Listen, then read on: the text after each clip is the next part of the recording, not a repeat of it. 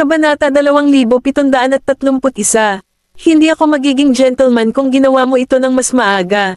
Pagkasabi noon ay tinatakan ni Morrison ng halik ang kanyang mga lobby. Lumapit si Leia at niyakap siya. Ang temperatura ng buong silid ay tumaas at hindi tumigil sa pagtaas, lahat ay naging sobrang init at madamdamin hanggang sa ang kanilang mga kaluluwa ay nagsanib. Kasabay nito, sa Coralia, ang isang tavern na matatagpuan sa isang homestay sa hometown ay tumatakbo pa rin, at ang night market, ang mga kakaibang kalye, at ang mga eskinita ay lahat ay madilim. Hating gabi na, ngunit medyo maingay pa rin ang bayan. Mag-isang nakaupo si Zephyr sa attic at nag-order ng cocktail. Ang ingay ng mga bisitang nakaupo sa katabing mesa ay lumikha ng malaking kaibahan sa katahimikang nagmula sa kanya. Namayani ang katahimikan hanggang sa tumunog ang piano sa tavern, at ang himig nito ay bumalat sa kapaligiran.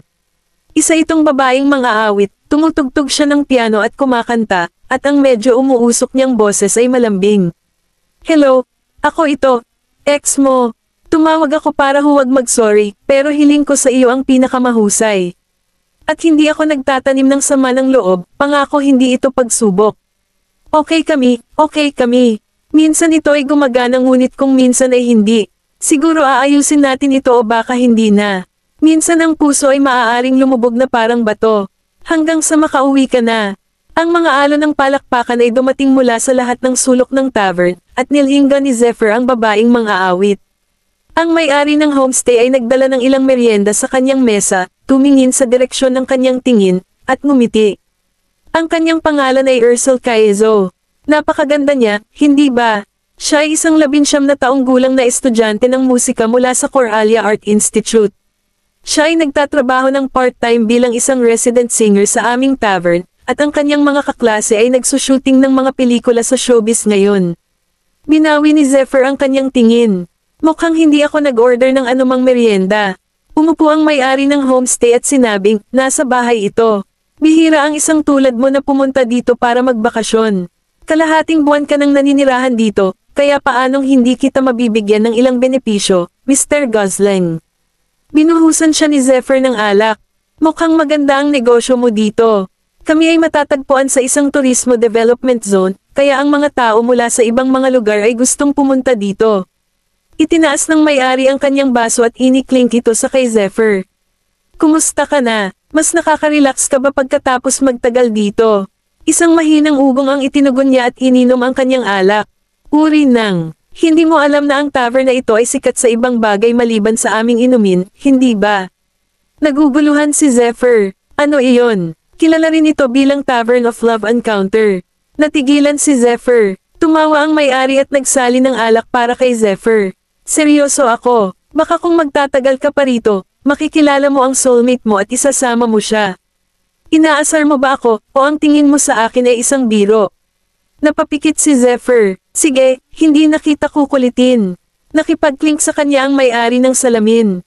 Ang proseso ng paghahanap ng makakasama sa buhay ay talagang isang bagay na hindi madaliin. Ang pagpapalam sa isang tao ay mas mabuti kaysa sa pakikipagkompromiso sa isang taong hindi nakakatugon sa iyong pamantayan. Uminom ng walang sinasabi si Zephyr. Hanggang sa hating gabi ay nagsara ang homestay at tavern matapos paalisan ng lahat ng bisita nito. Matutulog na sana si Zephyr pagkatapos maligo ng isang mahinang ngiyaw mula sa balkonahe ang gumising sa kanya. Binuksan niya ang desk lamp at umayos ng upo, nakita niya ang isang anino na umiindayog kaliwat kanan sa likod ng bintana. Screen! Bumangon si Zephyr sa kama, pumunta sa balkonahe, binuksan ang bintana, at nakita ang isang ragdoll na mukhang ilang buwan na ang edad. Kahit papaano, naiipit ang ulo ng pusa sa paamano. Sumimangot siya, tumingkayad, at tinulungan ang pusa na mailabas ang ulo nito sa biyak. Hinawakan niya ang pusa sa likod ng leeg nito at nalaman niyang may nakasabit na badge sa ilalim ng leeg nito. Parang may inukit na pangalan ng pusa. Kisses. Ang maliit na pusa na ngayon ay nakabitin sa himpapawid ay humiyaw at ibinaba ang mga laman nitong paa na para bang hinihiling nito na ibaba niya ito. Ibinalik ito ni Zephyr sa lupa. "Kung patuloy kang magingay, gagawin kitang kaldero ng nilagang." Meow. Umupo si Kisses sa lupa at dinilaan ang maliit nitong paa. Tila hindi ito natatakot sa mga estranghero. Sa oras na ito, isang batang babae ang nagmamadaling tumakbo palabas sa balkonahe ng katabi ng silid. "Saan ka nagpunta?" Kisses. Tumayo si Zephyr. Ang tumabi sa kanya ay talagang part-time resident singer. Kabanata 2732. Nang makitang tumakbo ang kanyang pusa sa balkonahe ng ibang tao at nahuli, napabuntong hininga si Ursel, pinagsalikop ang kanyang mga kamay, at humingi ng paumanhin ng may banal na ekspresyon. I'm very sorry. Siguradong nagdulot sa iyo ng problema si Kisses. Babawiin ko agad sa'yo. Pwede mo bang ibigay dito? 5 talampakan lang ang layo ng mga balkonahe, kaya iniunat ni Ursel ang kanyang mga kamay, gustong kunin ang pusa ng direkta mula kay Zephyr. Hindi nagsalita si Zephyr, binuhat ang pusa, at iniabot. Kinuha iyon ni Ursel sa kanya at agad na kinuha sa yakap niya. Salamat. I'm really sorry kung naging sanhi ito ng anumang abala sa iyo. Pagkatapos ay tumalikod siya at tinapik ang pusa sa kanyang mga bisig. Kung tatakbo ka ulit, dadalhin kita sa veterinaryo at ipapasterilize ka. Ngumisi si Kisses na parang nagpoprotesta. Pinunasan ni Zephyr ang kanyang manggas, hinawi ang buhok ng pusa na nakasuot sa kanyang pajama, tumalikod, at pumasok sa silid. Kinabukasan, bumaba si Zephyr sa kanyang maluwag na silk pajama habang naghahanda ang homestay ng buffet-style na almusal para sa mga bisita nito. Nakaupo sa sopa ang may-ari ng homestay na nagbabasa ng dyaryo. Nang makitang nagtitimpla ng kape si Zephyr, nagkomento siya, pagkatapos ng mahabang pahinga, medyo stable pa rin ang circadian rhythm mo. Kinuha ni Zephyr ang kape, umakyat sa sopa, at umupo. Nasanay na ako, makikita ang mga sandwich, egg breakfast, at masustansyang oatmeal sa hapagkainan. Gayunpaman, ito ang almusal na inihanda ng may-ari, at ang buffet para sa mga bisita ay matatagpuan sa restaurant na matatagpuan sa likod bahay. Binuklat ng may-ari ng homestay ang dyaryo. Medyo magaan ang almusal na ginagawa ko. Natatakot ako na hindi ito angkop sa iyong panlasa. Ayos lang. Medyo uminit ang pakiramdam ko kamakailan. Kung gayon oras na para hanapin mo ang iyong sarili ng isang babae. Natawa ang may-ari ng homestay. Hindi siya pinansin ni Zephyr. May kung anong humaplaw sa kanyang bukong-bukong out of the blue, at nagulat siya saglit. Tumingin siya sa ilalim ng mesa at nakita niya ang isang malambot na nilalang na gumagapang palabas mula sa ilalim ng mesa. Meow! Kisses, bakit ka na naman nagtatago sa ilalim ng mesa? Nakarinig ng meow ang may-ari ng homestay at ibinaba niya ang kanyang ulo. Nakita lang si Kisses sa ilalim ng tablecloth. Mabilis niyang ibinaba ang dyaryo, binuhat si Kisses, at itinago sa kanyang mga bisig. Nagugutom ka ba? Hindi ka ba pinakain ng iyong amo bago siya lumabas? Kumunat ang noo ni Zephyr. Itong pusa. Hinaplos ng may-ari ng homestay si Kisses sa likod. Yung alagang pusa ni Ursel. Hindi siya pinahihintulutan ng kanyang pamilya na magkaroon ng alagang hayop sa bahay, at hindi niya ito madala sa paaralan, kaya may iwan niya lang ito sa akin. Pero parang lucky charm ng homestay na ito. Gustong-gusto ito ng lahat ng mga bisitang nanatili rito. Meow! Hinagod ni Kisses ang ulo nito sa kamay ng may-ari at dinilaan pa ito na ikinatawan niya. Ang maliit na lalaking ito ay kaibig-ibig at masunurin, at ang pangunahing atraksyon nito ay hindi ito natatakot. Mga estranghero, gusto mo bang hawakan? Hindi, salamat. Tila nag-aatubili si Zephyr. Tawa ng tawa ang may-ari ng homestay. Anong mali? Natatakot ka ba talaga sa ilang balahibo ng pusa?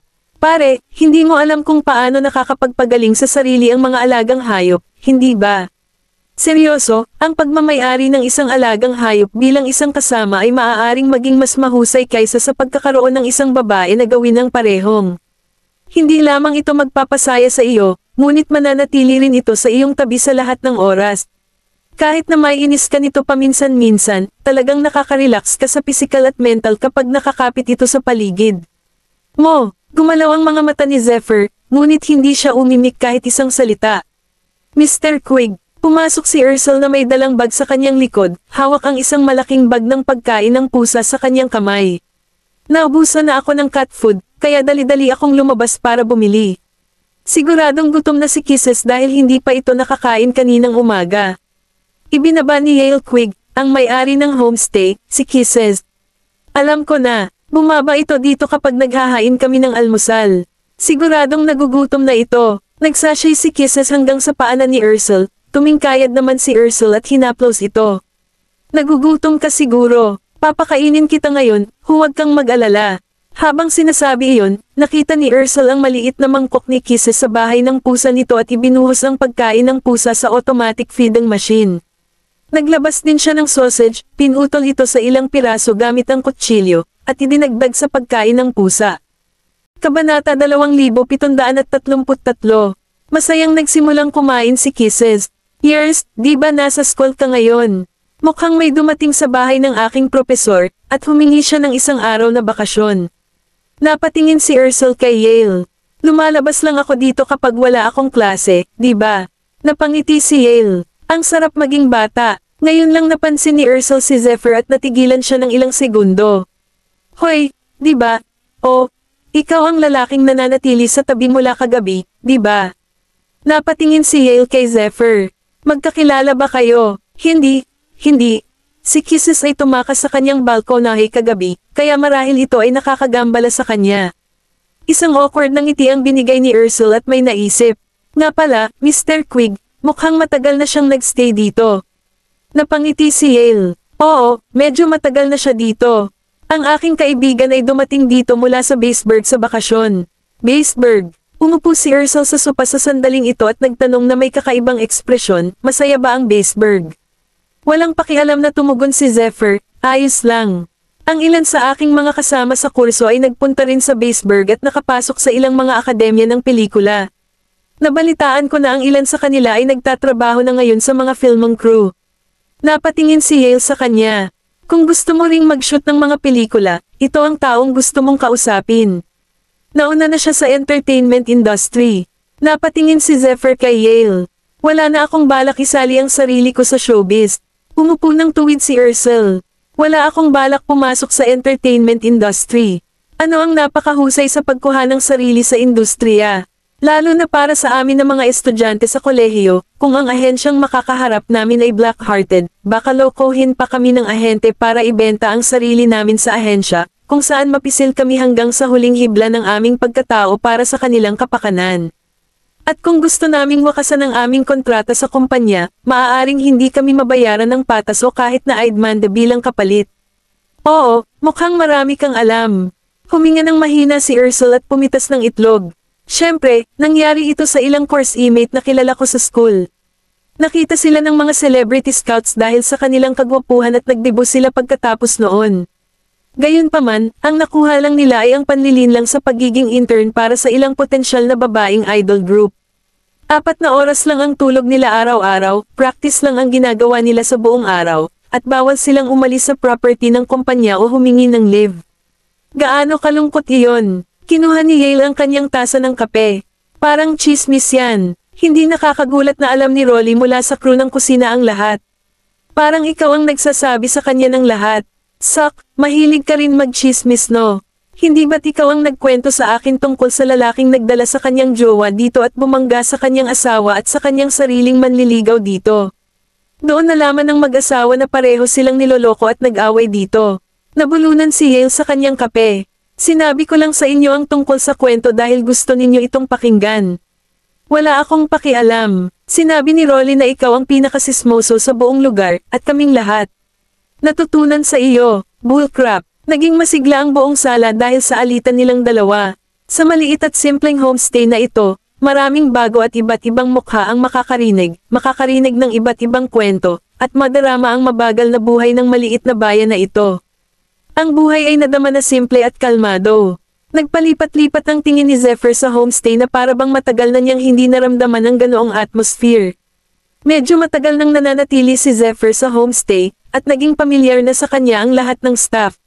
Dahil alam nilang kaibigan siya ng amo nila, tinuring nila itong kaibigan. Si Rolly, na nagtatrabaho sa kusina, ang chef ng homestay. Dumating siya sa Coralia mula sa Houston City upang magtrabaho. Nagtrabaho siya bilang chef sa isang restaurant sa Baseburg. Gayunpaman, dahil ang gastos sa pamumuhay ay masyadong mataas para sa isang taong kumikita lamang ng $1,500 bawat buwan, siya ay nagbitiw at pumunta sa Coralia. Bagamat $1,200 lang ang binabayaran sa kanya ng homestay, hindi ganoon kataas ang halaga ng pamumuhay dito, at kasama ang pagkain at tuluyan bilang bahagi ng kanyang mga benepisyo. At higit sa lahat, laging maganda ang pakikitungo ni Yale sa kanyang mga empleyado. Sa paglipas ng panahon, na-in-love si Rolly sa bayang ito. Dalawang nasa katanghaliang gulang na babae ang nagtrabaho doon, at sila ang namamahala sa kalinisan ng mga guest room. Parehong lokal mula sa Coralia, at ang kanilang mga anak ay umalis sa bayan upang magtrabaho sa ibang lugar. Kaya, sa tuwing sila nagluto o nagluluto ng masarap, dadalhin nila ito sa homestay at ibabahagi kay Yale at sa mga taong nagtutulungan. Kabanata 2734. Dahil ang homestay ay may tavern at naghahanda ng hapunan, ang natitirang mga waiter ay papasok lamang sa trabaho mula 5 p.m. hanggang 2 a.m. Ang nag-iisang part-time na empleyado sa lugar ay si Ursel, na darating lamang para kumanta para sa mga customers sa gabi, at tumulong sa homestay kapag wala siyang klase sa araw. At dahil dalaga pa siya, inalagaan siya ng ibang mga empleyado. Kung ang kanyang pagganap ay matatapos ng hating gabi at medyo hindi maginhawa para sa kanya na sumakay ng bus, siya ay papayag ang manatili sa homestay magdamag. Ang bawat isa na nanirahan at nagtrabaho dito ay magiging pamilyar sa isa't isa habang sila ay dahan-daang nagkakasundo, sa lawak na sila ay lumalaki upang pahalagahan ang pagkakaroon ng isa't isa. At si Yale ay nag-aayos ng mga party, pagkain ng staff, pagpapalitan ng regalo, at iba pa para sa kanyang mga empleyado tuwing holiday. Kaya, sa halip na sabihing homestay ang tinutuluyan at pinagtatrabahuan nila, mas gumana itong parang isang pamilya na nagpapaginhawa sa lahat at pinahahalagahan. Lumabas si Zephyr sa looban, kung saan pinuputol ni Yale ang mga bulaklak at bonsai na halaman sa looban. Bumalik ang tingin niya kay Zephyr. Napakaganda ng panahon ngayon. Bakit hindi ka lumabas para mamasyal? Walang mapupuntahan o bisitahin. Sa tingin ko mas nerd ka pa kaysa sa akin. Dahan-daang tumayo si Yale. Matagal ka na rito. Marami pa ring masasayang bagay na maaaring gawin at masasarap na pagkain na susubukan sa hometown. Sayang naman kung mami-miss mo ang mga iyon. Tinitigan ni Zephyr ang mga halamang bonsai. Simula kailan mo nagustuhan ang mga ito? Sinusubukan ko ang mga bagay upang magdagdag ng kaunting kahalagahan sa aking buhay. Matapos iwanan ang lahat ng pagmamadali at pagmamadalian ng malaking lungsod sa loob ng mahabang panahon, ang isa ay magiging casual at tahimik sa paglipas ng panahon. Ang ganitong mga tao ay maaaring pumasok sa paghahardin o pag-inom ng tsaa. Karaniwan akong kumukuha ng isang tasa ng kape o tsaa sa hapon. Nandito si Kisses na sinasamahan ako, at laging may nandyan para makipag-chat sa akin. Ang pamamaraan ng pagre-retiro na dumating ng maaga ay mukhang kasiya siya, tama ba? Inilagay ni Zephyr ang kanyang mga kamay sa likod ng kanyang baywang. Ito ba ang buhay ng isang taong nag-iwas sa kanyang sarili sa mundo? Ano ang dapat ipaglaban? Hindi mahalaga kung tayo ay nakikipaglaban para sa mga benepisyo o kapangyarihan. Hindi natin maaaring dalhin ang alinman sa kanila kapag tayo ay namatay. Ang ilang mga tao ay maaaring maghangad ng maharlika, habang ang ilan ay nakikipagpunyagi sa mga pangunahing pangangailangan, ngunit ano man ang ating gawin, dapat tayong magkaroon ng ating sariling mga layunin. Napatitig si Yale sa puno ng ginkgo sa looban. At simple lang ang goal ko. Hindi ako naghahanap ng mas maraming pera at kita. Gusto ko lang maging masaya, ligtas, at maayos. Pagkasabi noon ay tumalikod siya at tinapik si Zephyr sa balikat. Nasabi mo na ba sa pamilya mo kung anong klaseng buhay ang gusto mo? Hindi ka kilala ng pamilya mo, so paano mo planong tukuyin ang hinahanap mo sa buhay? Pumasok si Yale sa homestay, naiwan si Zephyr na nakatayo sa looban ng mag-isa. Ibinaba ni Zephyr ang kanyang tingin at nanatiling tahimik. Meow, wala nang nakakita simula nang bumungon si Kisses. Hinihimas nito ngayon ang likod ng kanyang ulo sa kanyang mga bukong-bukong, gamulong-gulong sa lupa. At paulit-ulit na kinakapa ang laylayan ng kanyang pantalon. Kumunat ang noo ni Zephyr at itataas na sana ang paa niya at aalis ng may boses mula sa likuran niya. Gusto nitong lambingin mo ito. Pumasok si Ursel sa looban na may dalang isang baso ng milk tea. Nang makitang gamulong-gulong si Kisses sa paanan ni Zephyr, hindi niya napigil ang mapahagalpak ng tawa. Kisses, nang marinig na may tumatawag dito, tumigil si Kisses sa pag-ikot at tumingin sa direksyon ng boses. Kinuha ito ni Ursel, niyakap sa kanyang mga bisig, at napatingin kay Zephyr. Hindi ka ba mahilig sa pusa? Napatingin si Zephyr kay Kisses. Hindi yon. Inabot ni Ursel ang pusa sa kanya. Kung ganoon ay bakit hindi mo ito yakapin?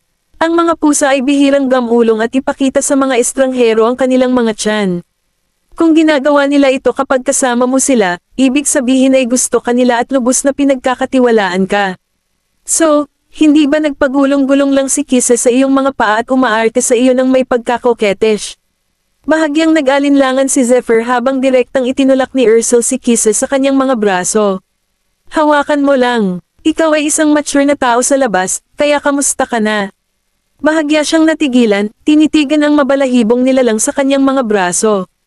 Hindi niya alam kung paano magre-react sa isang segundo.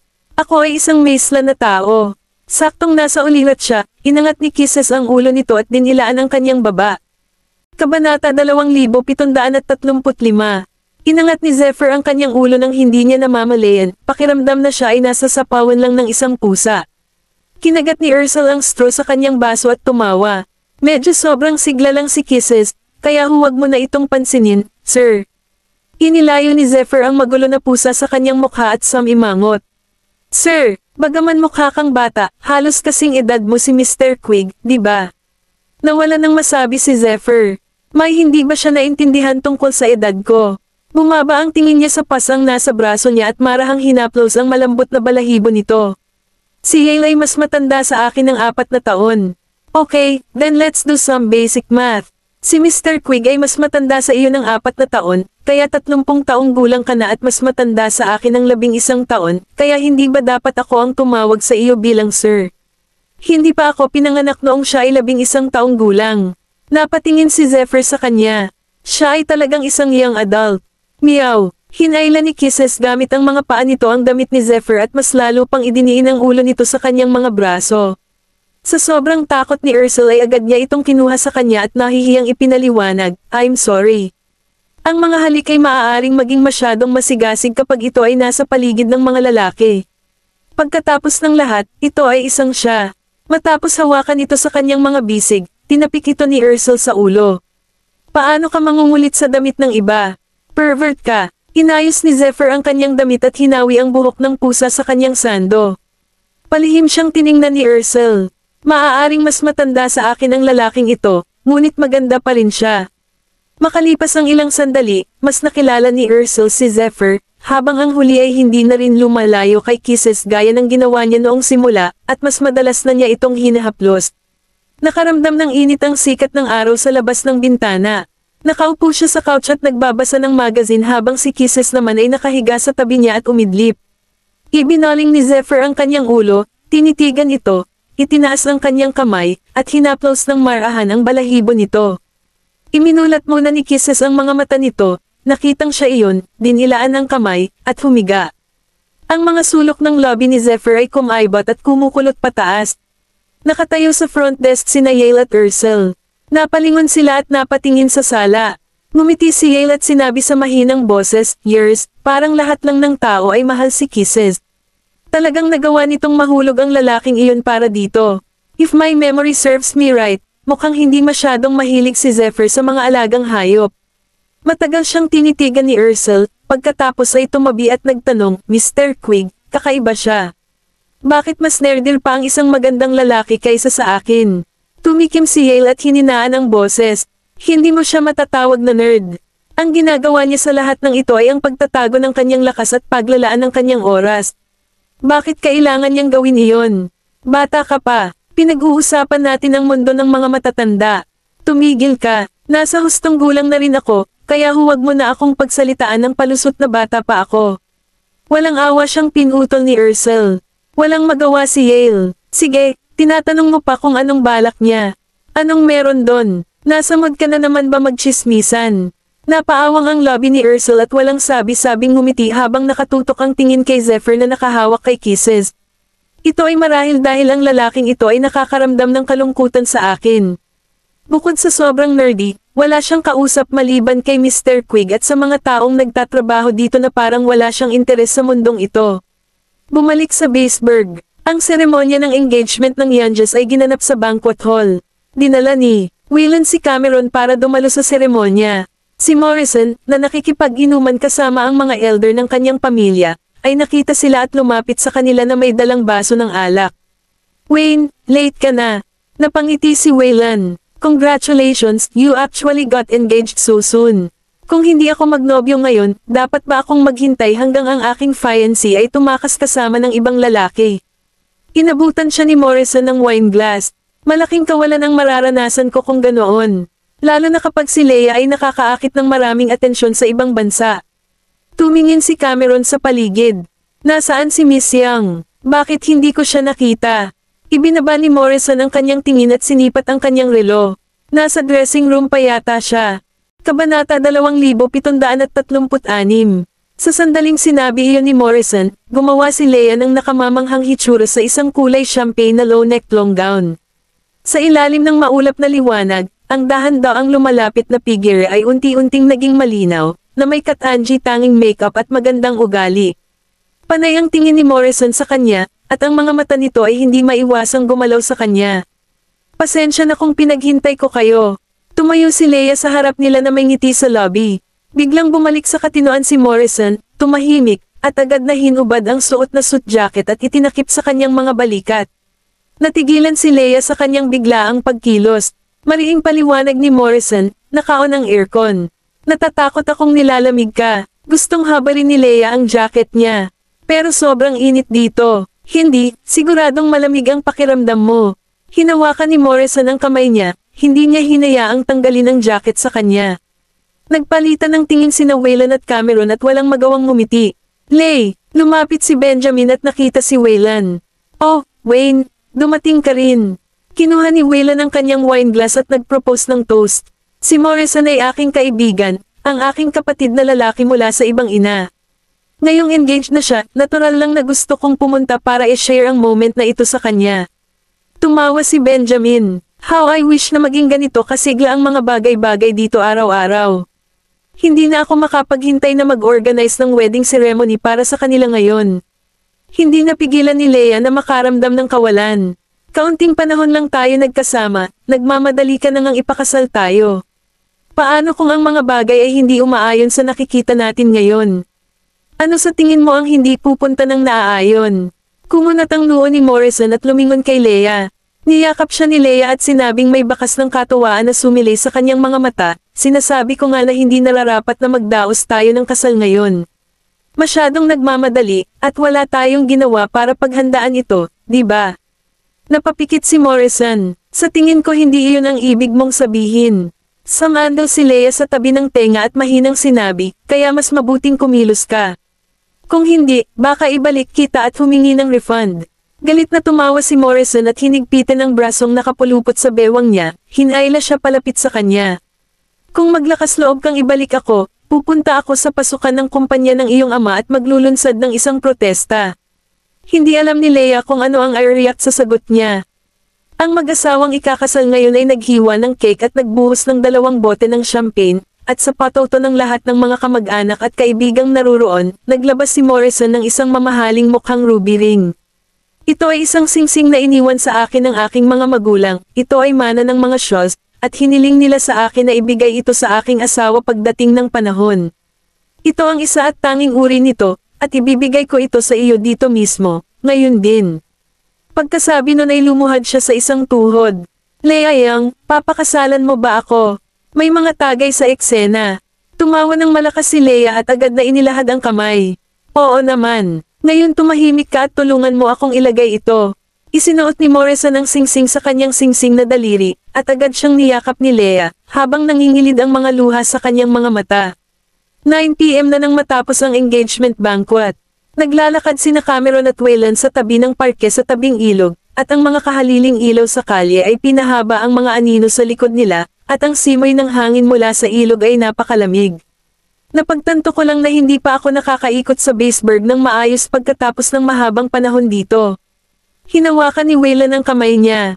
Pagod ka, na ba? Ayos lang ako. Anyway, sinabi ng doktor na ang takdang petsa ay 2 buwan na lang, at dapat akong maglakad-lakad hanggat maaari, na sinasabi na ang kakulangan ng ehersisyo ay maaaring makaapekto sa aking tibay sa panahon ng panganganak. Ngumisi si Waylon. Tanda ang sabihin sa akin kapag sa tingin mo ay pagod ka ng magpatuloy. Lumingon sa kanya si Cameron para tumingin ng masama.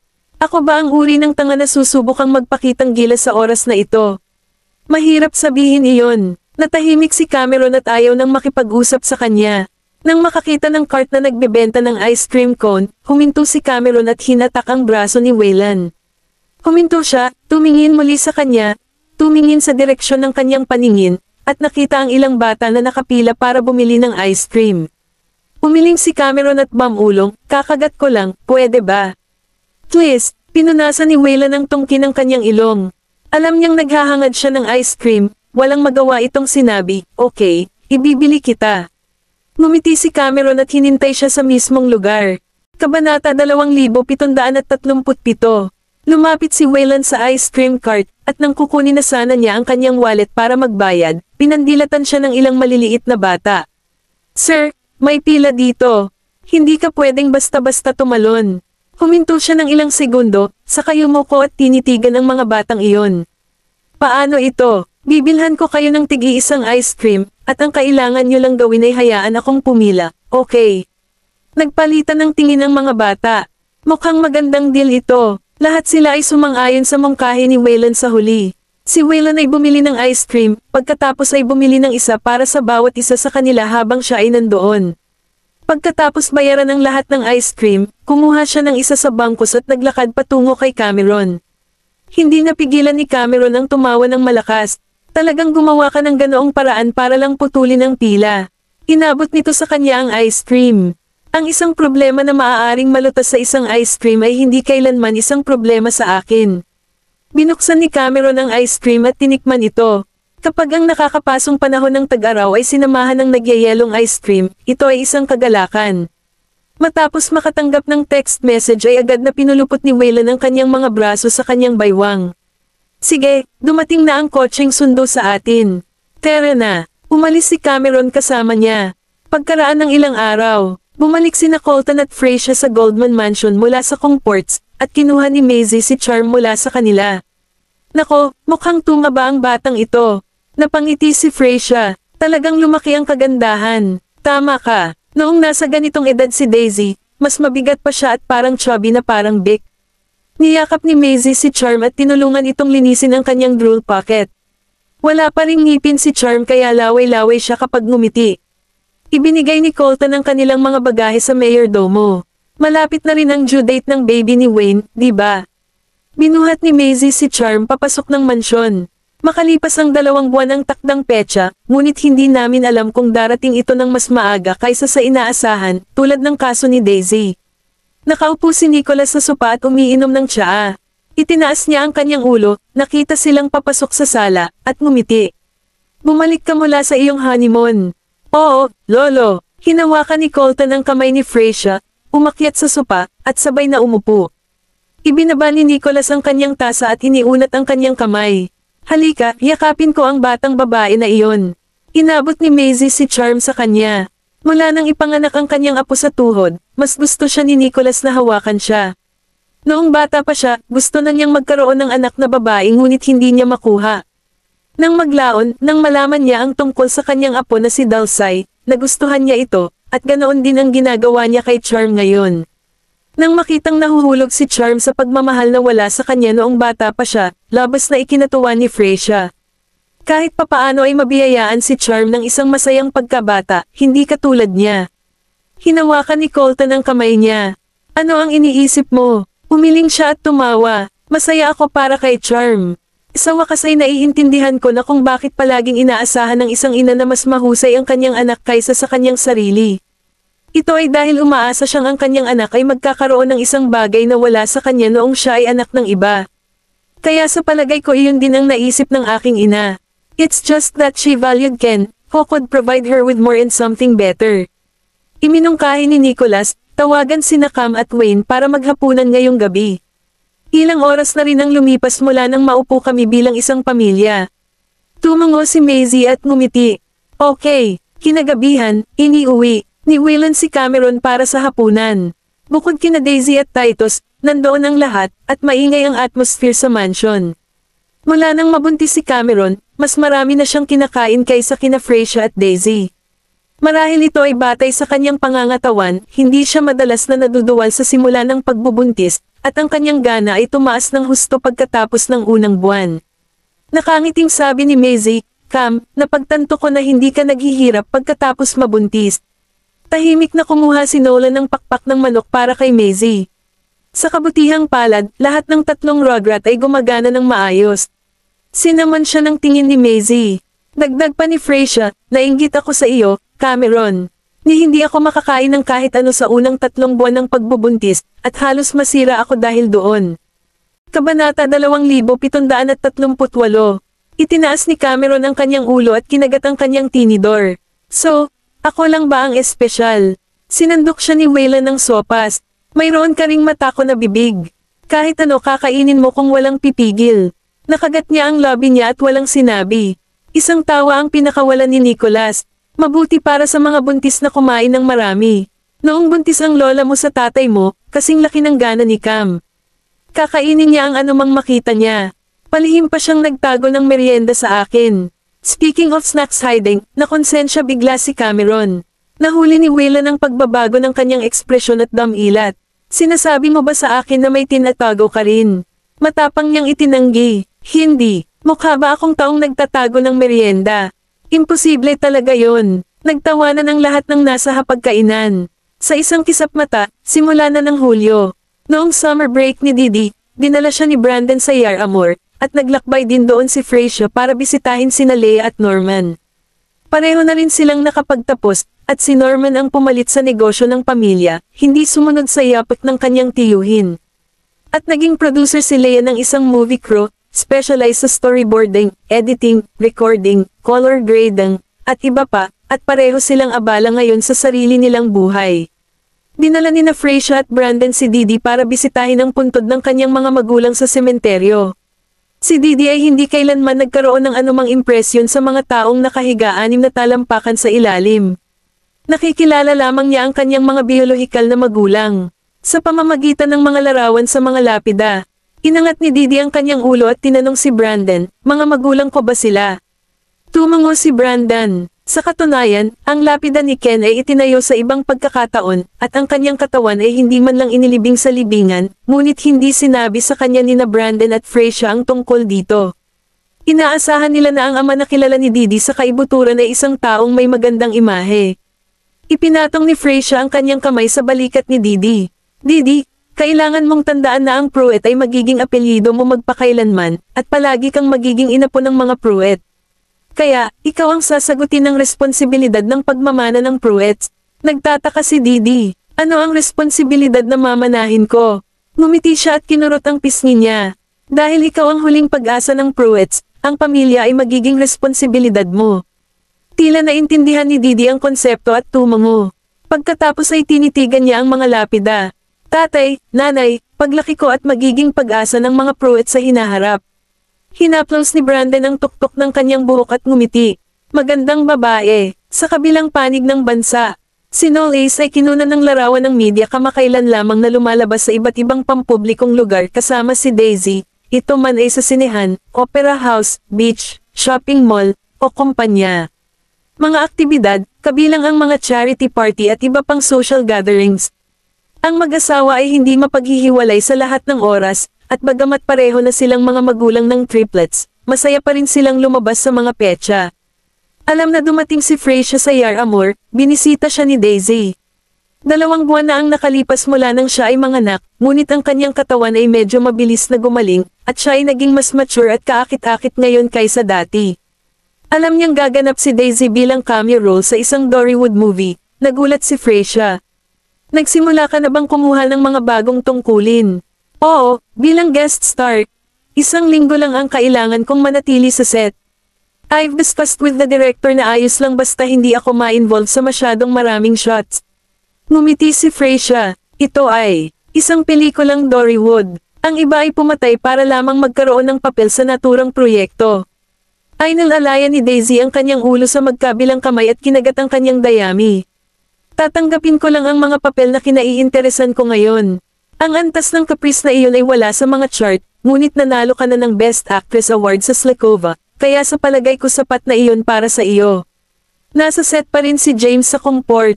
Kamusta siya? Mukhang curious si Daisy. Nakangiting sagot ni Freysia, siya. Sinabi sa akin ni Direk Winslow na maganda ang kanyang ginagawa. Kaya pag-isipan ito, gaano kahirap ang kanyang ginagawa kung maaari siyang direktang purihin ni Director Winslow. Tama na yan. Kung mananalo siya ng Best Actor Award sa pamamagitan ng kanyang pagganap sa pelikulang ito, malamang na magsisindi si Charlie ng ilang mga paputok upang ipagdiwang ang kanyang tagumpay. Kabanata 2739. Sa Kongports, tatlong sunod-sunod na bumahing si James, na nagsushooting sa susunod niyang eksena sa police station, at ang aktor na gumanap na pulis sa tapat niya ay nag-angat ng ulo. Sinasabi mo ba sa akin na nilalamig ka sa gayong mainit na panahon? Sa tingin ko ay may nambubulabog sa akin sa likod ko. Biniro siya ng aktor. Baka may nag-iisip sa'yo. Iniisip mo ako. Saglit na natigilan si James at nanginginig ng sumagi sa isip niya ang mukha ng babaeng iyon. Ito ay ganap na imposible. Matapos magbiro sandali ang dalawa, opisyal na nagsimula ang paggawa ng pelikula, at sumigaw si Ronnie, "Aksyon!" Ang aktor na gumanap na pulis ay agad na pumasok sa papel at hinampes ang notebook sa mesa. Nagpapanggap pa rin na inosente. Ang tasa na ginamit ng namatay ay may mga fingerprints mo. Kaya ikaw ba ang nag-spike ng inumin na may mga pampatulog? Mas mabuting ibigay mo sa akin ang katotohanan ngayon. Dahil hindi inaasahan ni James na mabilis siyang makapasok sa eksena, bigla siyang napatawa.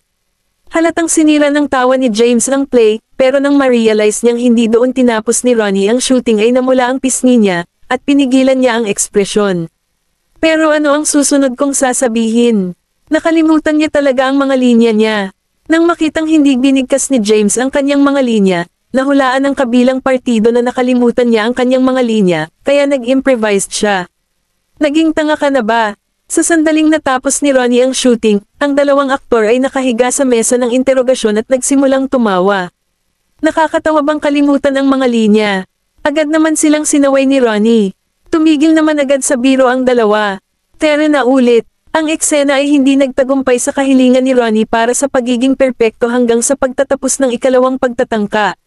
Ngunit nang tingnan ni Ronnie ang footage na nakuha niya mula sa unang pagtatangka at inihambing ito sa muling pagkuha, napagtanto niya na ang normal na bersyon ay hindi kasing ganda ng nakuha nila sa unang pagkuha. Saglit na nag-isip si Ronnie at sinabi sa editor, "Itago natin ang unang shot sa ngayon." Matapos kunan ng eksena, bumalik si James sa kanyang lounge, ngunit nakita niya si Giselle na nakatayo sa likod ng mga tripulante. Dumating sina Giselle at James sa isang sulok kung saan walang tao, at tinanong niya, "Kailan ka dumating dito?"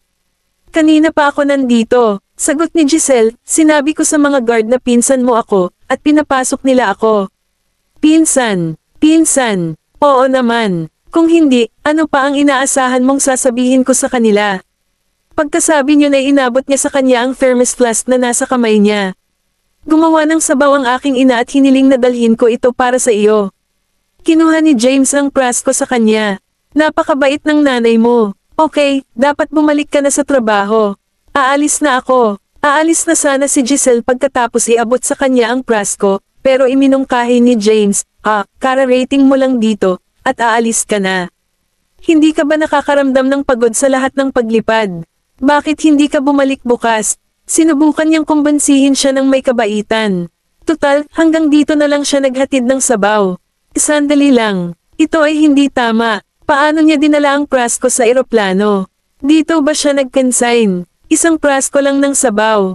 Biglang tumawa si Giselle. "Ito ay niluto dito sa Kongports. Ano ang iniisip mo? Kailangan ko bang sumakay ng eroplano para lang dalhan ka ng sabaw?" Itinabi ni James ang prasko at tumahimik. "Salamat sa nanay mo para sa akin.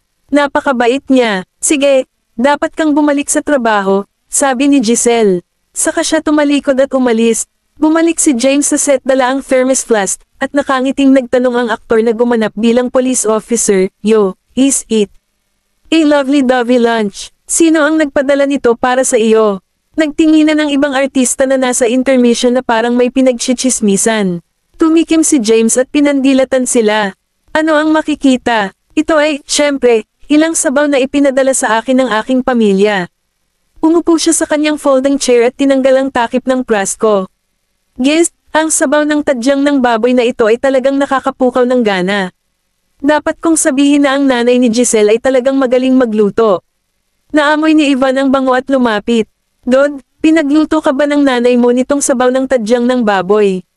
"Napakabango. Paanong hindi mabango? Halika, Evie, dalhin mo sa akin ang iyong tasa, at ibubuhos kita para matikman." Kabanata 2740. "Salamat pare, napaka-generous mo. Sa sandaling sinabi niya iyon, nakita ni Ivan ang halaga ng sabaw sa kanyang tasa, at ang ngisi sa kanyang mukha ay nawala. Hindi niya maiwasang imulat ang mga mata. Pag sinabi niyang ibubuhos niya ako, sinadya niya, ha? Nang makita ang kanyang ekspresyon, ang aktor na gumanap na pulis ay hindi napigil ang tumawa ng malakas at pagkatapos ay makahulugang sinabi, AV, maaaring sinabi niya na ang sabaw ay galing sa kanyang pamilya, ngunit maaaring hindi ito mula sa kanyang ina. Naintindihan naman agad ni Ivan ang ibig niyang sabihin. Paf, I say, hindi katakataka na napakakuripot niya. Bulong ang huling pangungusap. Matapos inumin ni James ang sabaw ay napakunot ang noo niya nang makitang kakaiba ang titig sa kanya ng dalawa. Anong mali? Wala naman, ayos na lahat. You enjoy your soup. Titigil na kami ni Evie sa pang-iistorbo sa'yo. Nagpalitan ng tingin ng aktor at si Ivan, at bumalik ang dalawa sa ginagawa nila. Sa kabilang bahagi ng bayan. Pagbalik ni Giselle sa apartment, lumabas si Estelle sa kusina at nagtanong, nakapaghatid ka na ba ng sopas? Oo, natuwa si Estelle. Grabe ang trabaho ni James sa comports, kaya dapat dalhan mo pa siya ng pagkain, paminsan-minsan para pahalagahan niya ang iyong pagiging maalalahanin at konsiderasyon. Napangiti si Giselle, Nay, ikaw ang gumawa ng sabaw at pagkain, kaya hindi ba ang mga simbolo ng iyong pagiging maalalahanin at konsiderasyon? Kung marunong kang magluto, kailangan pa ba akong nandito? Si Estelle ay nakaramdam ng labas na kawalan ng kakayahan at nagpatuloy sa pagsasalita ng tame time. Alam ko na napakahirap makipag-date sa isang artista. Kung tutusin, artista si James, kaya talagang hindi mo maaaring baliwalain ang relasyon ninyong dalawa. Dapat kang magsagawa ng mas matalik na aktibidad at makipag-ugnayan sa isa't isa hanggat maaari upang bumuo ng isang malapit na koneksyon at relasyon. Ang mga tao sa industriya ng entertainment ay may limitadong libreng oras, kaya bihira silang gumugol ng sapat na oras kasama ang kanilang mga kakilala. Ganyan karaming celebrity ang naghiwalay pagkatapos magpakasal. Mom, you can move on what you are doing in the kitchen before I came home already. Kailangan kong dumaan sa ilang mga dokumento. Agad na pinutol ni Giselle ang sinabi ng kanyang ina at saka pumasok sa kanyang silid. Gigi, ikaw. Galit na galit si Estelle na nakaramdam siya ng bahagyang pananakit ng ulo. Ginagawa ko ang aking makakaya upang tulungan siya, ngunit ang imp na ito ay hindi pinahahalagahan ng aking maingat na pagsisikap. Sa gabi, nang matapos ni James ang lahat ng shooting para sa araw na iyon, nakatanggap siya ng tawag mula kay Estelle. At 7 PM na nang makarating siya sa apartment. Naghanda na si Estelle ng masaganang hapunan, na lahat ay paborito niyang ulam. James, noong dumating ka sa lugar namin bago ito, na-realize ko na gusto mo ng Mexican food, kaya espesyal na niluto ang mga pagkaing ito para sa iyo. Isang magalang na ngiti ang ibinigay ni James. Salamat, Mrs. Peterson. Bahagi ka na ngayon ng pamilya, kaya hindi na kailangang kumilos ng magalang sa paligid ko. Habang nagsasalita ay patuloy pa rin sa pag-iigib sa kanya ng gulay si Estelle. Nang makitang nakayuko lang ang ulo ni Giselle, binigyan siya ni Estelle ng bahagyang pag-usad gamit ang kanyang paa sa ilalim ng mesa. Huwag ka na lang umupo dyan at kumain. Tinitigan din siya ni James. Casual na kinuha ni Giselle ang isang piraso ng nilagang beef ribs at iniwan ito sa kanyang plato. Kailangan mong kumain ng marami. Ang kanyang mga kilos ay tila napaka-insusian, at si Estelle ay sobrang galit na nawalan siya ng sasabihin. May naisip si James, at may bakas ng pagiging tuso mula sa ilalim ng kanyang mga mata. Gusto kong kumain ng manok. Pwede mo ba akong ikuha? Inangat ni Giselle ang kanyang ulo, at nang may sasabihin pa sana siya, naramdaman niya ang matinding liwanag na nagmumula kay Estelle. Paano niya kayang prituhin ang kanyang kasintahan ng walang pakialam? Kinuha ni Giselle ang kanyang tinidor, at nang kukunin na sana niya ang isang pirasong manok para sa kanya, natigilan siya ng ilang segundo. Pagkatapos ay nakilala niya ang mga mata ni James, nakita niya ang kabangisan na nagmumula sa kanyang mga mata, at agad na naunawaan ang lahat. Agad niyang inilagay ang tinidor sa kanyang bibig, dinilaan ito, at pagkatapos ay ginamit ito upang kumuha sa kanya ng isang piraso ng manok. Nang makita ang pagbabago ng ekspresyon ni James, napangiti siya. Gusto mo pa ba? Humalaklak si James dahil sa galit at sinabing, you win. Pagkatapos ng hapunan, espesyal na hiniling ni Estelle kay Giselle na pabalaykan si James para mabigyan ng mas maraming pagkakataon ng kanyang anak. Habang nasa daan sila, nakaupo si James sa front passenger seat habang nakahalukip-kip. Tinatrito talaga ako ng nanay mo na parang sarili niyang anak. Kung malalaman niya na ang relasyon namin ay walang iba kundi isang harapan, iniisip ko kung gaano siya magagalit.